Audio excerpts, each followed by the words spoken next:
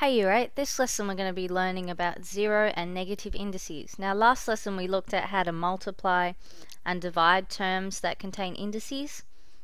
Today we're going to be looking at what happens with the zero index and negative index. So just to start off with, firstly we know that 2 cubed means 2 times 2 times 2, and we know that 2 to the power of 5 means 2 times 2 times 2 times 2.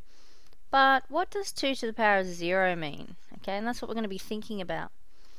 There's a bit of an explanation down here. If we've got 2 to the power of 5 divided by 2 to the power of 5, well, because we're dividing, we take away the indices, and 5 to take away 5 is 0. So that's 2 to the power of 0.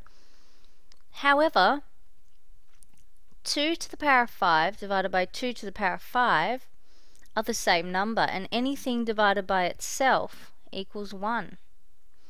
So basically what that means is if we've got 2 to the power of 0 here, and that can come from 2 to the power of 5 divided by 2 to the power of 5 because of subtracting the indices, and 2 to the power of 5 divided by itself is 1, then that tells us that therefore 2 to the power of 0 is 1.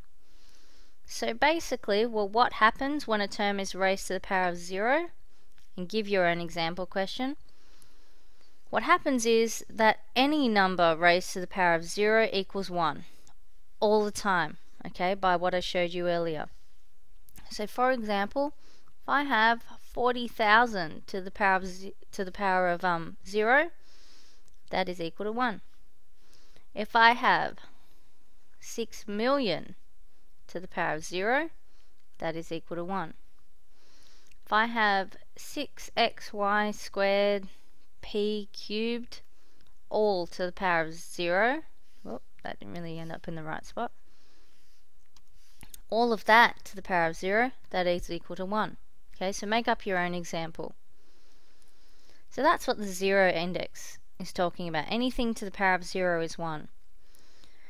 Next question I want you to think about. What do negative indices such as 2 to the minus 1 or 7 to the minus 3 mean? 2 to the power of minus 1 or 7 to the power of minus 3, sorry. Let's have a think about the reasoning again. 7 to the power of 2, take away 7 to the power of 5, is where we can, because we're dividing, we can take away the indices which give us this negative index. Okay, but if we write this out in longhand, 7 squared, that's on the top, divided by 7 to the power of 5, that's on the bottom, 2 cancel out on top, and I'm still left with 1 on top, because the 2 7s go away, not leaving me with 0 but with 1, because initially it would be 1 times 7 squared here. They just don't write in the 1s. So I've got 1 on 7 times 7 times 7, which is 1 over 7 cubed.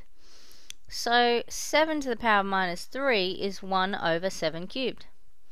So what happens when you raise a term to a negative power, and I want you to give you an example, is that if we have 7 to the power of minus 3, what happens is this minus here, that means 1 over.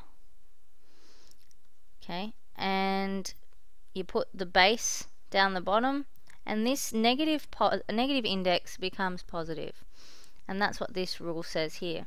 A number raised to a negative index is a fraction with 1 as the numerator and the number with a positive index as the denominator.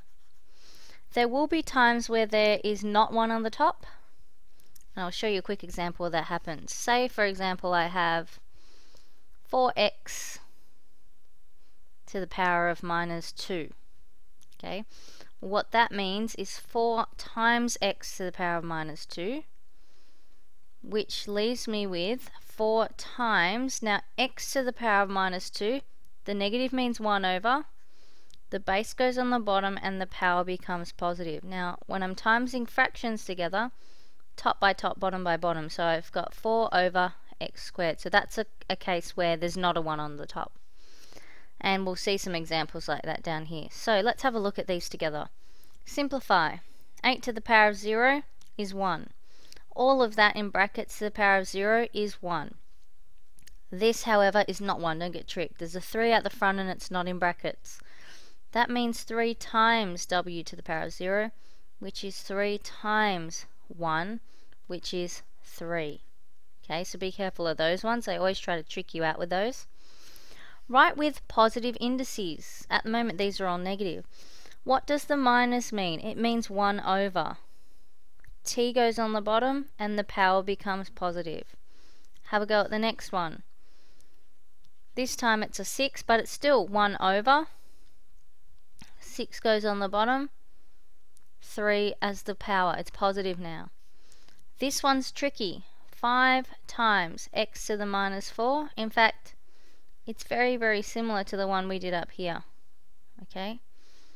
So that is going to be equal to 5 times 1 over x to the power of 4, which is 5 over x to the power of 4. So be careful with those ones.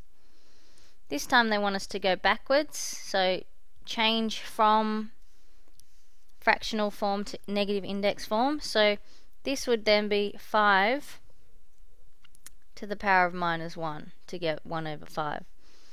This would be 6 to the power of minus 4 to get to 1 over 6 to the 4.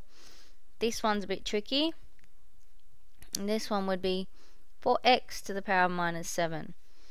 And this one, even more tricky, would be